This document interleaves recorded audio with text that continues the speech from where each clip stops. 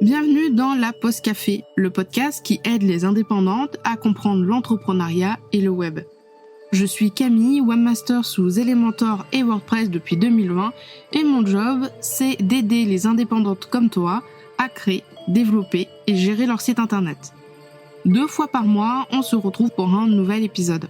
Alors installe-toi confortablement, prends un petit café et je te souhaite une très bonne écoute.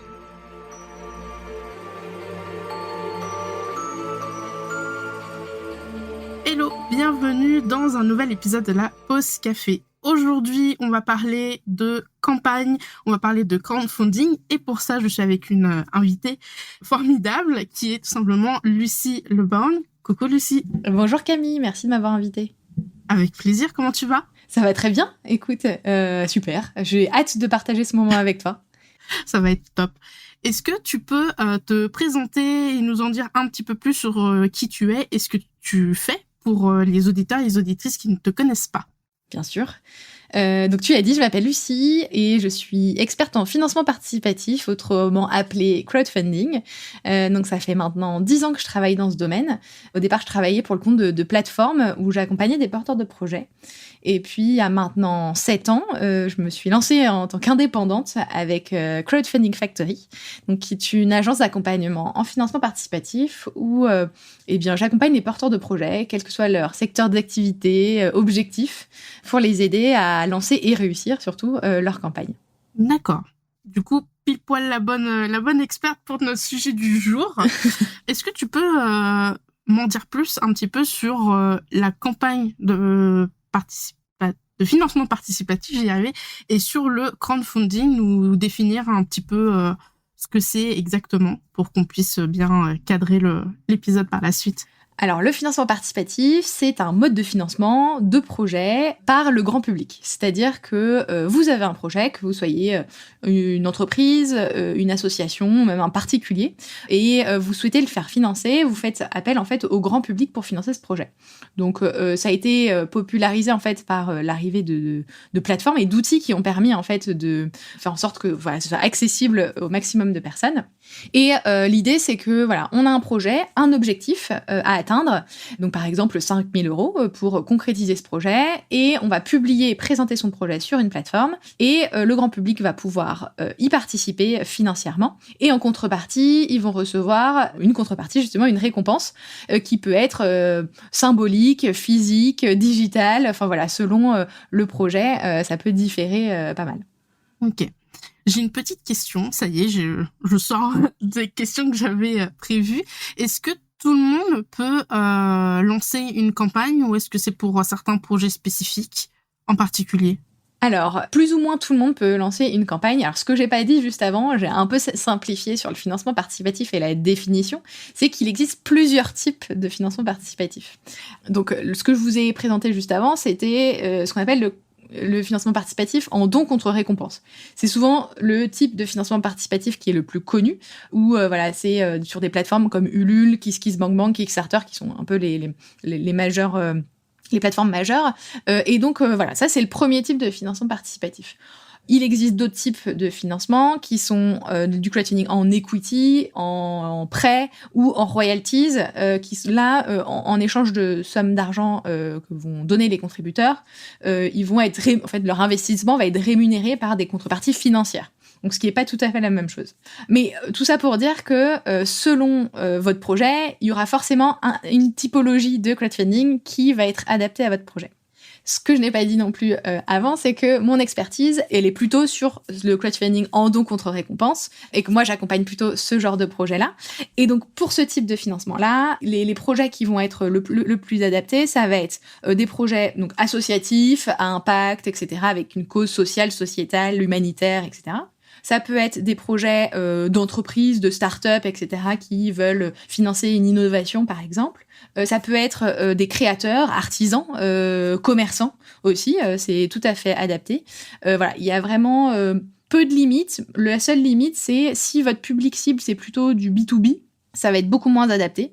Voilà, si vous avez une entreprise que vous prévoyez de faire des services ou des produits pour les entreprises, a priori, c'est quand même moins adapté. Mais autrement, a priori, il y a quand même pas de limite. Ok. Bah dis donc, je connaissais les campagnes, comme tu dis, contre-récompense, parce que je suis une fan des campagnes participatives. Alors je dis pas que j'adore dépenser mon argent, mais je trouve ça vraiment trop cool de donner un petit peu d'argent et d'avoir des récompenses. Et moi, c'est surtout au niveau des jeux vidéo, principalement. Donc oui, voilà. Je comprends. Mais par contre, je connaissais pas du tout les royalties. Je crois que c'est comme ça que tu l'as dit. Et tout le reste, franchement, je savais même pas que ça existait. Et ouais, c'est un peu moins connu, mais c'est aussi intéressant. Alors, c'est pas du tout les mêmes démarches ni les mêmes raisons pour lesquelles souvent tu fais du non contre récompense ou du royalties ou du l'equity. C'est pas du tout la même chose. Mais en tout cas, c'est toujours intéressant de savoir que ça existe et que c'est une solution de financement pour les entrepreneurs, créateurs, voilà, en France et ailleurs d'ailleurs. Ok. Mais du coup, voilà, je ne connaissais pas du tout. Donc, premier truc que je veux cocher en mode genre, j'ai appris quelque chose aujourd'hui. Du coup, est-ce que tu peux expliquer un petit peu, en fait, c'est quoi une bonne campagne? Qu'est-ce qui fait qu'il y a certaines campagnes qui vont fonctionner et d'autres qui vont moins bien fonctionner ou qui vont faire un flop? Tu peux répondre en 2 temps. Sujet. Ça marche. Alors, une bonne campagne de crowdfunding, c'est déjà un projet défini. C'est-à-dire, par exemple, moi, je veux lancer mon entreprise de lampes. Je fais des lampes design, etc. Eh bien, je ne pourrais pas dire, voilà, moi, je lance un projet pour financer la création de mon entreprise. A priori, c'est pas assez spécifique pour que ça fasse écho finalement pour les gens et que c'est pas assez concret pour que les gens se disent mon don va servir à ça. Ce que je pourrais faire par contre, c'est dire aidez-moi à financer, je sais pas, la première production de ce modèle de lampe par exemple. Ou alors aidez-moi à financer et à acheter cette machine qui va me permettre de faire ça. Donc de manière générale, c'est déjà d'avoir un projet défini, spécifique, avec un objectif précis aussi. L'idée, je le disais tout à l'heure, c'est que quand on lance une campagne, on a un objectif à atteindre. C'est un des deuxièmes critères de succès, c'est d'avoir un objectif le plus juste possible, c'est-à-dire qu'il ne soit pas surévalué non plus par rapport à la moyenne du financement participatif et par rapport à d'autres critères dans lesquels je vais rentrer après. Mais du coup, voilà, un projet défini avec un objectif qui soit cohérent avec son projet et le marché du crowdfunding. Et ensuite, ce qui va jouer justement sur l'évaluation de son objectif et est-ce qu'on va l'atteindre ou pas, c'est quoi? C'est bien tout le travail de préparation et de communication qu'on aura fait en amont notamment d'une campagne de financement. Souvent, les gens se disent finalement, ce qui est important, c'est le lancement de la campagne et on va préparer le lancement de la campagne. Or, une campagne de financement participatif, ça se lance en fait, la communication de cette campagne se lance en amont de la campagne. Pourquoi ? Parce que finalement, pour qu'une campagne fonctionne, il faut que les premiers jours soient les plus dynamiques possibles et que, alors on donne souvent un chiffre qui est celui des 30%, c'est-à-dire que dans les premiers jours ou la première semaine, idéalement, il faut atteindre au minimum 30% de son objectif. Pourquoi ? Parce que c'est ce qui va donner l'impulsion au départ et qui va donner envie à d'autres personnes de rejoindre le projet. Donc l'idée, c'est que avant le lancement de la campagne, on prépare sa communauté, son réseau, à participer à son projet dès les premiers jours pour justement s'assurer ce lancement dynamique. Autre critère de succès, en effet, c'est d'avoir une pré-campagne, ce qu'on appelle une pré-campagne, une communication en amont qui permet de mobiliser un maximum de personnes. Et du coup, d'avoir une communauté suffisante qui va nous permettre d'atteindre ces 30% par rapport à l'objectif qu'on se sera fixé. Donc soit on a une communauté suffisante et tant mieux et voilà, soit c'est pas le cas, mais dans ces cas-là, il va falloir travailler en amont du lancement de la campagne pour construire cette communauté et la mobiliser. Donc ça, c'est un autre élément. Ce qui va jouer sur le succès d'une campagne, alors ça peut être un peu bizarre à dire, mais c'est à la fois l'implication du porteur de projet et son engagement et sa passion à parler de son projet partout, tout le temps, ne pas avoir peur de demander de l'argent. Ça, c'est souvent un truc qui revient, c'est que les gens ont peur de demander de l'argent. Alors qu'il ne faut pas le voir comme ça. Mais ça, c'est hyper important. Et de toujours avoir en tête pourquoi ils ont lancé cette campagne. Ça rentre un peu dans les objectifs, mais si votre objectif, vous pouvez avoir plusieurs objectifs en lançant une campagne de crowdfunding. Si votre objectif, c'est le financement que vous allez avoir à la fin de cette campagne. C'est-à-dire, moi, j'ai besoin de 5 000 € pour financer une machine qui va me permettre de faire ça. Donc, il faut qu'à la fin de cette campagne, il vous reste cette somme. Ça va pas être la même chose que quelqu'un qui va faire une campagne de crowdfunding pour, par exemple, prévendre un maximum de mes lampes, par exemple, si mon objectif c'est ça. À la fin, peut-être qu'il va me rester 0 €, mais ça m'aura permis de lancer ma marque et de produire la première collection de mes... Voilà. Mais du coup, ça n'a rien à voir. Et la manière dont vous allez construire votre campagne va pas du tout être la même. Donc ça, c'est important de se dire... Pourquoi je lance une campagne et ça va permettre de savoir dans quelle direction aller, avec quelle stratégie et comment vous allez construire votre campagne. Voilà. Et dernier truc, ça va être de présenter un projet qui soit le plus attractif possible, évidemment, pour les gens, de pas perdre de vue pourquoi les gens participeraient à votre campagne, de vous poser cette question. Qu'est-ce qui ferait que vous, en tant que simple contributeur, visiteur de votre page, pourquoi vous participeriez à votre projet ? Que ce soit dans la manière dont vous allez le présenter, mais aussi dans les contreparties que vous allez proposer. Parfois, on oublie que alors les gens peuvent être généreux, mais quand même, idéalement, c'est bien d'avoir une contrepartie qui soit intéressante. Donc, ça, c'est aussi un des gros critères de succès. Ok, donc c'est vraiment, finalement, comme un lancement, quand on lance un produit, une formation, il y a vraiment tout un tunnel de vente à avoir, un tunnel de construction à avoir. Est-ce que les gens, d'après ton expérience, ils peuvent s'en sortir tout seuls, ou justement pour cette partie vraiment stratégique, de ce que tu viens de me dire, ça a l'air énorme, ou la plupart, vaut mieux qu'ils se lancent avec quelqu'un, toi par exemple, ou un autre expert. Alors, il y a plein de gens qui vont pouvoir tout à fait réussir leur campagne de crowdfunding tout seul. Il y a des exemples tous les jours de personnes qui se lancent. J'ai envie de dire que pourquoi ça peut être intéressant de se faire accompagner. C'est pour gagner du temps, déjà, peut-être sur les infos que vous allez trouver en ligne et qui vont être potentiellement erronées, contradictoires, ou qui va vous prendre du temps à réunir pour construire votre propre projet, déjà. Ne pas faire d'erreur, ne pas manquer quelque chose quelque part aussi qui vous aurait échappé. Et puis, avoir la sérénité de lancer une campagne, justement, en étant guidé. Pourquoi ? Ça, c'est un des principaux éléments pour lesquels les gens font appel à moi, c'est pour avoir la sérénité d'esprit. Beaucoup de gens sont très stressés, évidemment, de lancer leur campagne. C'est du qui tout double, soit on atteint son objectif, soit pas. Donc, avoir un support et quelqu'un avec qui discuter tout au long de sa campagne pour savoir est-ce que on est dans le vrai ou pas, ça peut être hyper intéressant. Et après, ça dépend aussi de vos objectifs. J'ai envie de dire que si votre objectif, c'est de lever 1 000, 2 000, 3 000 €, probablement que vous pouvez le faire seul et que vous n'avez pas forcément besoin d'accompagnement, ou alors juste peut-être d'1 heure de conseil et ça suffira. À partir du moment où vous avez un objectif plus important, les risques associés vont aussi être plus importants, donc ça vaudra d'autant plus le coup de se faire accompagner. Après, il y a moi ou d'autres personnes, on a plusieurs manières d'accompagner les porteurs de projets qui s'adaptent du coup à leur budget, à leur objectif de campagne. Donc normalement, il y en a pour tous les goûts. Est-ce que tu peux me donner des tips ? Parce que je me dis, je me mets à la place d'une créatrice ou d'un créateur. J'ai une idée, par exemple, tu disais de lampes. Voilà, je voudrais faire ma première série de lampes. On va rester sur cet exemple-là qui est vraiment pas mal. Comment est-ce que j'en arrive à avoir de mon idée, à avoir ce projet de crowdfunding vraiment réussi? Est-ce qu'il y a des étapes entre l'idée et... Ouais. Alors, déjà, avant de vous lancer en crowdfunding, ce qui est important, même idéalement avant de venir me voir si vous voulez vous faire accompagner, ça va être d'avoir déjà une identité visuelle, une identité de marque, parce que ça, c'est quelque chose qu'on construit pas en amont, et c'est hyper important pour la réussite aussi d'une campagne. Si l'objet de votre campagne, en tout cas, c'est le lancement de votre marque, évidemment, alors ça peut être plein d'autres projets, mais dans ce cas-là, je vous conseillerais déjà d'avoir une identité visuelle, une identité de marque, quelque chose de construit, qui va du coup nous permettre d'avoir un message et une communication beaucoup plus claire pendant la campagne, qui va donner envie aussi, beaucoup plus que si vous partez de zéro. Donc ça, c'est important. Et aussi, plus vous avez de concret à montrer aux potentiels contributeurs, et plus ça va les inciter à participer à votre campagne. Donc si vous avez des prototypes de vos lampes, c'est mieux, des photos, des vidéos, quelque chose qui permette d'en voir un maximum. Ça, c'est le premier truc.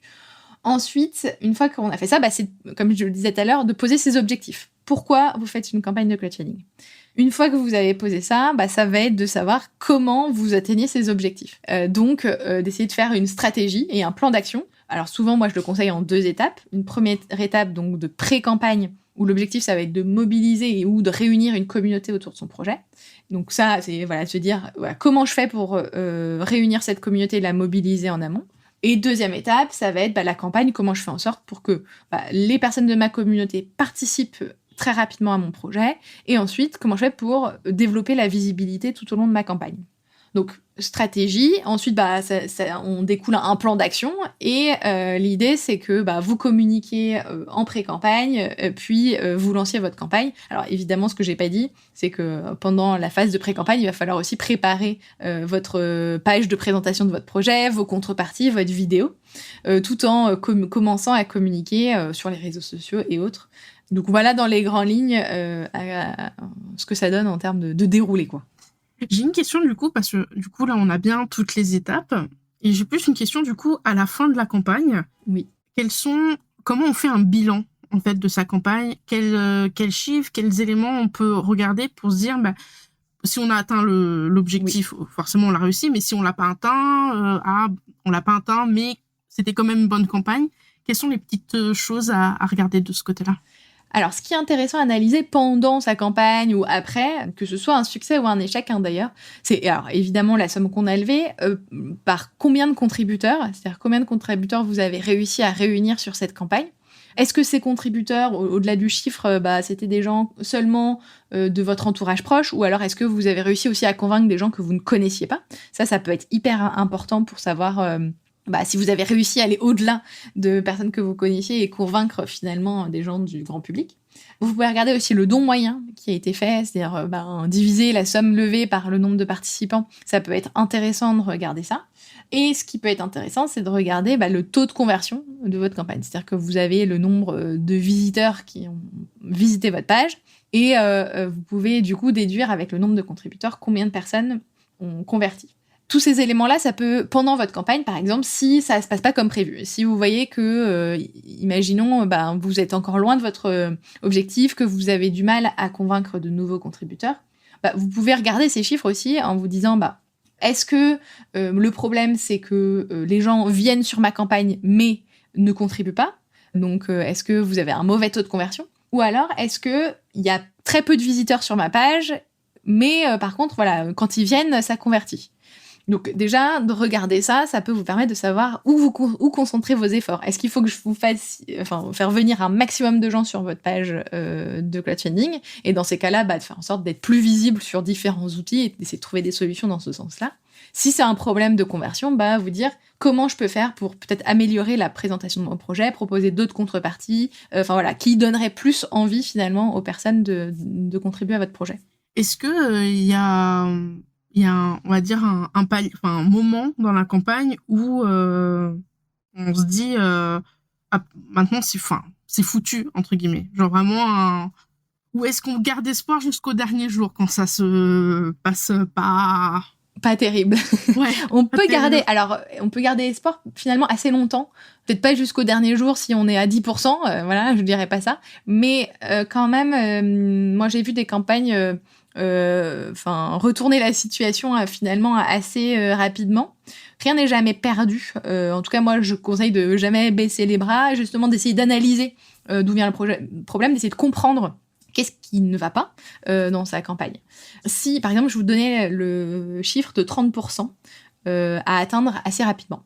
Pourquoi on donne ce chiffre ? Parce que si vous atteignez 30% de votre objectif, vous avez 85 ou 90% de chances d'atteindre les 100%.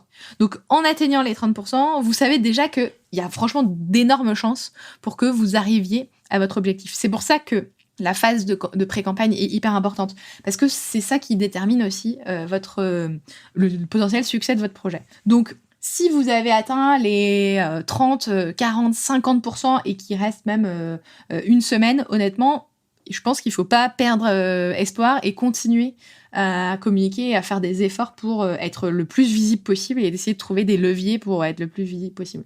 Après, si vous êtes vous voyez que vous décollez pas des 5-10% dès le départ et qu'au bout d'une semaine ou deux, voilà, ça va pas bouger, là, ça risque d'être compliqué.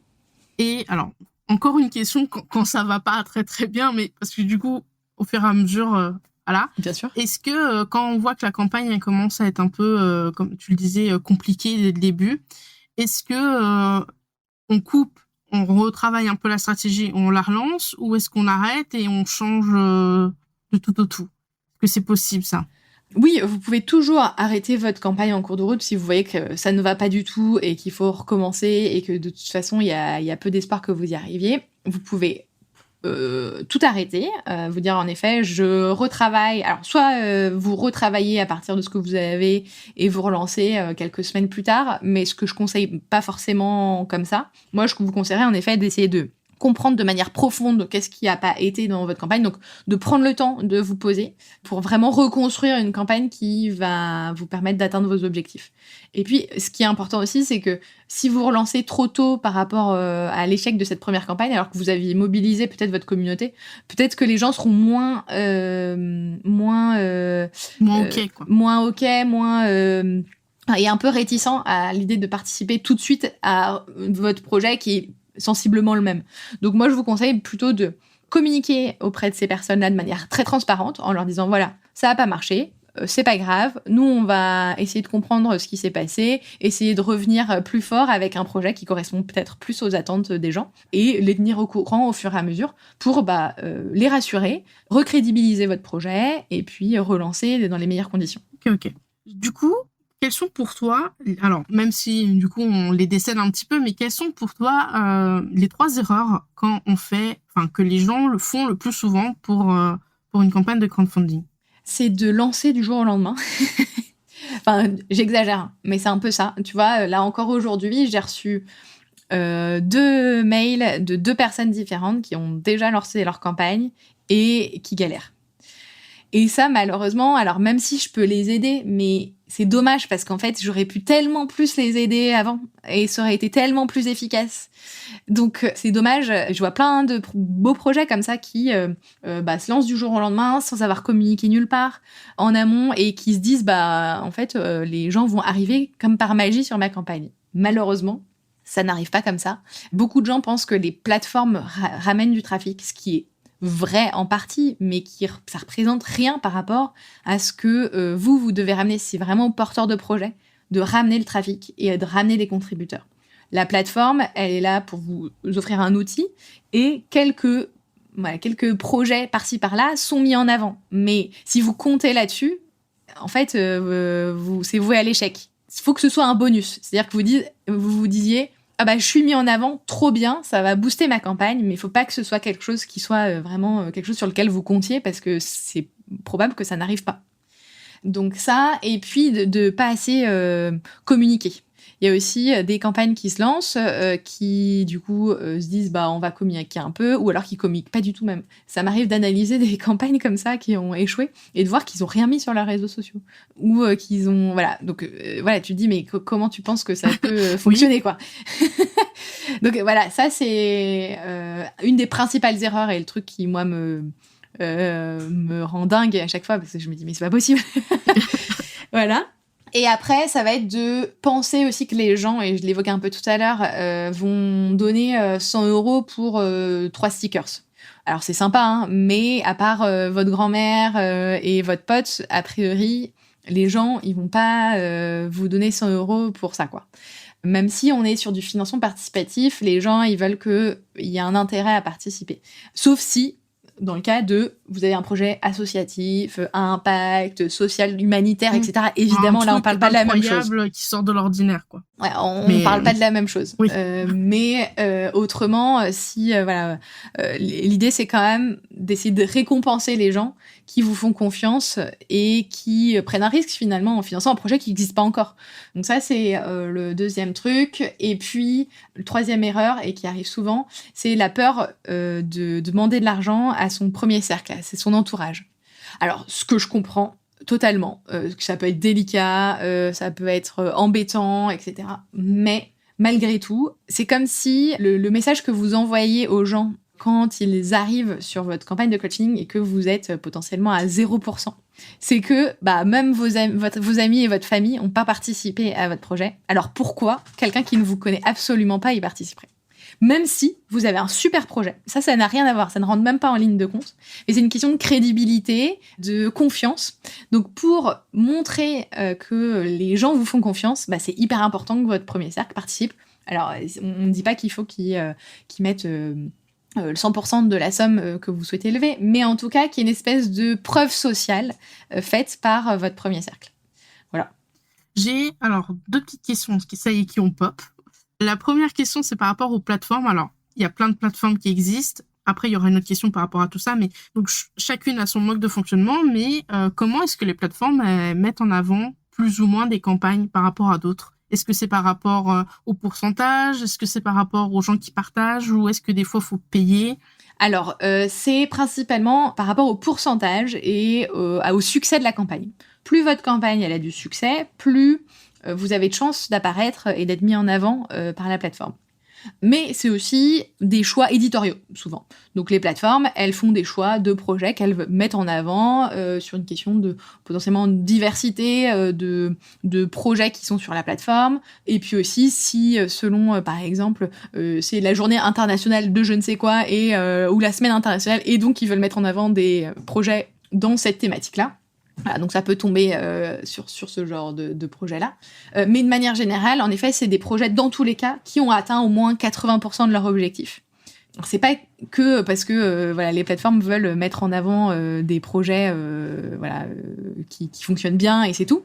C'est aussi une question pour qu'il y ait un maximum de retombées pour le projet, mettre en avant des projets qui fonctionnent très bien, c'est aussi plus efficace pour eux. C'est-à-dire que s'ils mettaient en avant des projets qui avaient 10, 20, 30%, probablement qu'il y aurait moins de retombées sur ces projets-là. Donc c'est aussi au bénéfice des porteurs de projets. Donc c'est très difficile de répondre à cette question parce qu'il n'y a pas de réponse type. Ça dépend vraiment beaucoup des projets et de vos objectifs avec cette campagne. Par exemple, dans l'exemple d'un projet où vous avez besoin à la fin d'avoir une somme d'argent qui vous reste à la fin de votre campagne de crowdfunding pour concrétiser un projet. Probablement que vous allez essayer de limiter au maximum le coût des contreparties pour que ce soit quelque chose qui vous coûte pas trop cher à produire, à envoyer, mais qui soit quand même intéressant pour les contributeurs. Si vous utilisez le système de pré-vente, le but ça va être de prévendre, par exemple nos lampes, dans cet exemple-là, on va prévendre nos lampes et ça va être ça, les contreparties principalement. On va pas forcément aller chercher ailleurs. Dans le premier cas, par exemple, vous pouvez vous dire quelle contrepartie pourrait intéresser ma cible, qui me coûte pas trop d'argent à faire et à envoyer, et qui rentre dans le cadre du crowdfunding et qui évidemment est relatif à mon projet. Ça peut être, moi ce que je conseille souvent, c'est au lieu de faire par exemple des goodies, notamment des stickers, des t-shirts, des tote bags, etc., qui vont vous coûter de l'argent à produire et à envoyer, c'est de faire plutôt des choses digitales par exemple, ou des choses expérientielles plutôt. Par exemple, dans notre exemple de lampe, si moi j'ai un atelier, je pourrais proposer des ateliers pour venir créer une lampe, j'en sais rien, je dis des bêtises, mais ce genre de choses. Ça, c'est des choses qui sont un peu exclusives, qui vont intéresser beaucoup les gens qui vont potentiellement participer à votre projet, et puis qui vont potentiellement vous coûter beaucoup moins cher que justement produire des goodies et qui auront beaucoup plus de valeur aux yeux des contributeurs. Ça va vous coûter du temps, peut-être un peu de matériel, mais potentiellement, vous allez vous y retrouver aussi à la fin. Ou alors, vous pourriez vous dire, je vais proposer de venir à une soirée de lancement de mon atelier, j'en sais rien, ou je sais pas, ça pourrait être un e-book sur tel ou tel sujet, ou un webinaire sur tel ou tel sujet. Enfin voilà, ce genre de choses qui peuvent être hyper intéressantes. Ok. Du coup, pour toi, avec tout ce qu'on a dit là, tout au long de notre épisode, quel est pour toi vraiment un seul élément indispensable à mettre en place pour que sa campagne réussisse? Un seul, waouh. Et pourquoi? Ça va être d'avoir une communauté engagée. Ce qui n'est pas le plus simple. Non. Alors, encore une fois, je tiens à préciser quand même ça, c'est vraiment pour les gens qui aussi ont des objectifs de visibilité, de construire justement une marque visible ou un projet visible. Si vous avez un petit projet où vous voulez encore une fois lever 1 000, 2 000 euros, peut-être que c'est pas nécessaire d'avoir une grosse communauté engagée, etc. Mais quand même, une communauté engagée dans tous les cas pour votre projet de crowdfunding et même après, ça ne peut qu'être bénéfique. D'accord. Tout à l'heure, tu nous as parlé de campagnes. De campagnes qui s'étaient un petit peu mal déroulées, mais qui ont su rebondir. Est-ce que tu as des réels exemples? Est-ce que tu peux nous raconter un petit peu une histoire sans forcément dire le nom? Et comment est-ce qu'elles ont fait pour justement remonter la pente? Qu'est-ce qu'elles ont mis en place pour... Bien sûr. Alors, j'ai accompagné il y a quelques années un magazine, un projet de magazine papier. Et il se trouve qu'ils avaient la chance d'avoir une assez grosse communauté autour d'eux pour un autre magazine. Et donc, ils m'ont contacté pour être accompagnés et ils avaient très très peu de temps pour lancer ce projet. Et donc, on a fait un peu le boulot en urgence, même si moi j'ai essayé de freiner des cas de fer pour essayer de faire en sorte qu'ils ralentissent un peu. Mais bon, bref, on a lancé ce projet et il se trouve que malgré le fait qu'on ait un peu communiqué en amont, eh bien, c'était pas suffisant parce que au moment du lancement de la campagne, ça a été hyper dur parce qu'il n'y a pas eu tant que ça de participants dès le départ. Alors, ça n'a pas empêché que voilà, on a réussi au fur et à mesure de travail, de retravailler leur communauté à remonter la pente. Et je crois sur les premiers jours, on a fait 10%, ce qui n'était pas énorme. Et au final, ils ont atteint 200% de leur objectif à la fin. Donc, comme quoi, c'est pas du tout fini. Avant la fin, justement. Un bon retournement de situation. Ouais, mais encore une fois, pourquoi ça n'a pas fonctionné? Parce que pas assez de communication en amont. Pas parce qu'ils n'avaient pas un bon projet, pas parce qu'ils n'avaient pas une communauté, mais parce qu'ils n'avaient pas suffisamment mobilisé. Et aussi le fait que ça soit sur une courte période pour lancer le projet, il y a peut-être aussi pas assez le temps pour travailler le fond. C'est ça. Est-ce que tu as une ressource, un petit truc à nous partager pour aller plus loin sur le crowdfunding? C'est ton moment, c'est à toi. Super. Eh bien, écoute, oui, j'ai un workbook qui est disponible gratuitement sur mon site internet que vous pouvez télécharger sur les 10 étapes clés pour préparer sa campagne de crowdfunding. Donc, si vous voulez aller plus loin et essayer de vous faire justement un petit plan d'action, savoir par quoi commencer, comment déterminer votre objectif, comment déterminer votre stratégie, votre plan d'action, etc. Eh bien, vous retrouverez tout ça dans ce workbook gratuit sur mon site internet. Et puis, alors, je crois que tu as reçu il y a peu quelqu'un qui t'a parlé de relations presse. Sur est-ce que les relations presse sont une des clés pour améliorer sa campagne de crowdfunding et la mener à bien. Exactement. Ouais, ça peut vraiment vous aider à développer votre visibilité pendant votre campagne. Et donc, on a animé justement avec Adeline un webinaire il y a peu de temps sur les relations presse et le crowdfunding et comment utiliser les relations presse pour sa campagne. Et donc, ce webinaire, il est disponible en replay si vous le souhaitez. Donc, vous pouvez y accéder gratuitement également. Donc, n'hésitez pas à aller regarder tout ça. C'est super, c'est top. Tous les liens, de toute façon, seront dans la description. Je vais juste... Avant de passer à ma dernière question, je veux juste faire une question là qui... Est-ce que, hormis les plateformes que tu as citées tout avant, est-ce que tu as des outils que tu utilises pour les campagnes de crowdfunding?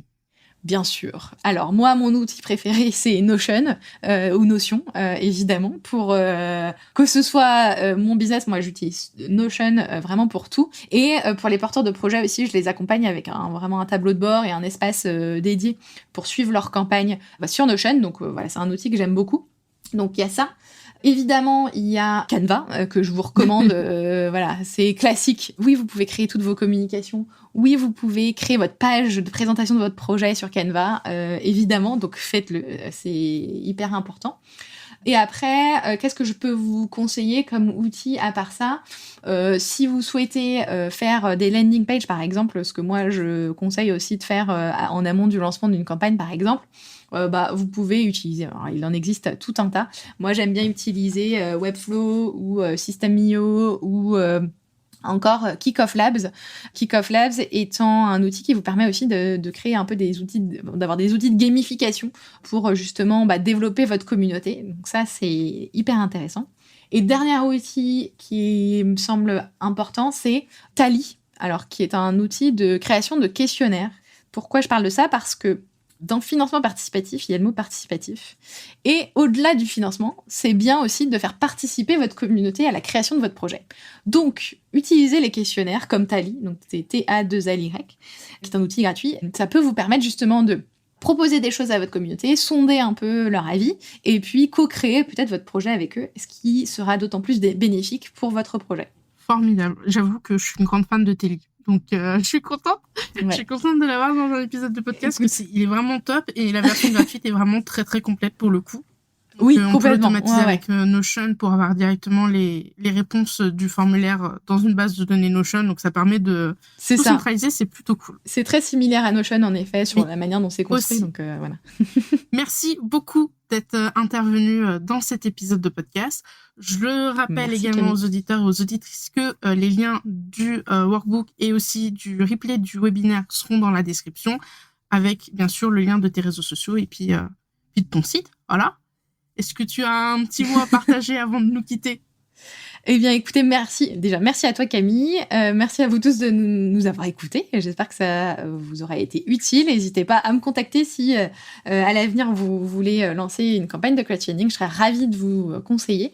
Et puis, j'espère voir plein de campagnes, justement, se lancer grâce à cet épisode. Super. Bah, maintenant, vous n'avez plus qu'à, comme on dit. On se retrouve pour un prochain épisode de la Pause Café. Je te dis salut, Lucie. À plus tard. Salut. Salut, Camille. C'est déjà la fin, tu es encore là? Alors merci à toi d'avoir écouté jusqu'ici. Si tu as encore une toute petite minute et surtout si tu as aimé cet épisode, tu peux chercher sur Apple Podcast ou Spotify le podcast La Pause Café pour y laisser une note et un avis. Sur ce, je te retrouve très bientôt dans un prochain épisode.